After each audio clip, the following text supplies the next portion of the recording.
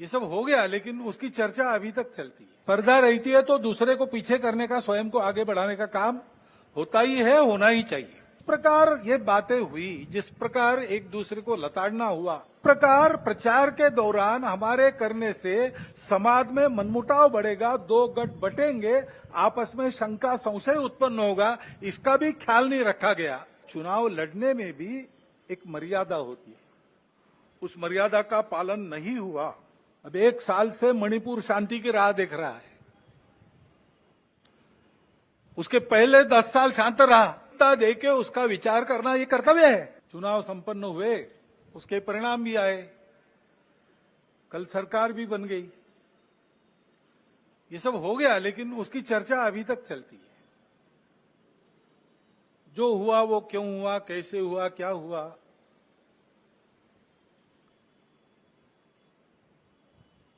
ये अपने देश के प्रजातांत्रिक तंत्र में प्रति 5 वर्ष होने वाली घटना है, होती है। उसके अपने नियम है, डायनेमिक्स है, उसके अनुसार होता है।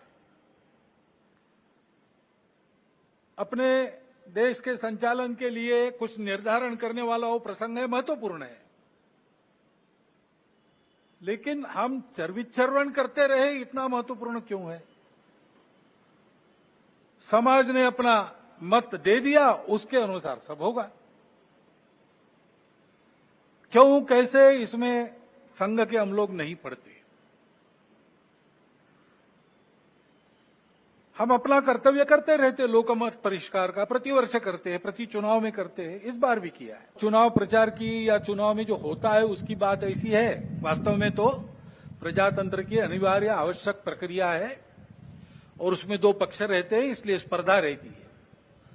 स्पर्धा रहती है तो दूसरे को पीछे करने का, स्वयं को आगे बढ़ाने का काम होता ही है, होना ही चाहिए। परंतु उसमें भी एक मर्यादा है, असत्य का उपयोग नहीं करना।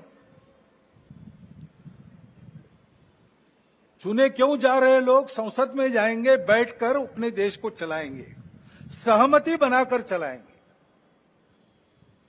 हमारे यहां तो परंपरा सहमति बनाकर चलने की है।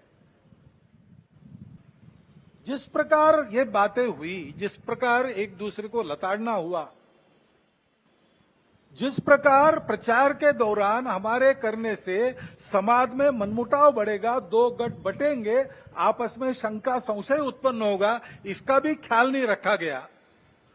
और विनाकारण संघ जैसे संगठनों को भी उसमें खींचा गया।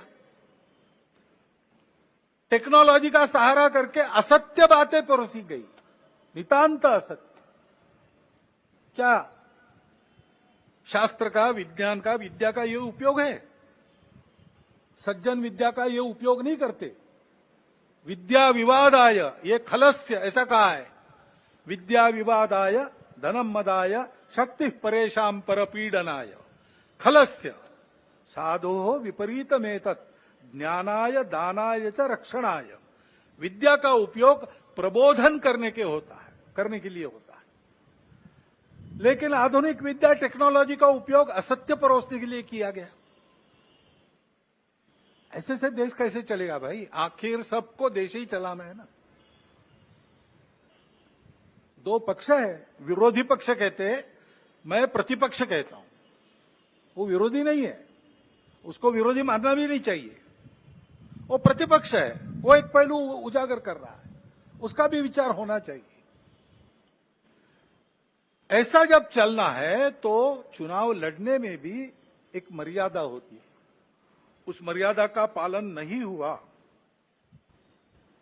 क्योंकि उसका पालन होना इसलिए आवश्यक है कि हमारे देश के सामने चुनौतियां समाप्त नहीं हुई।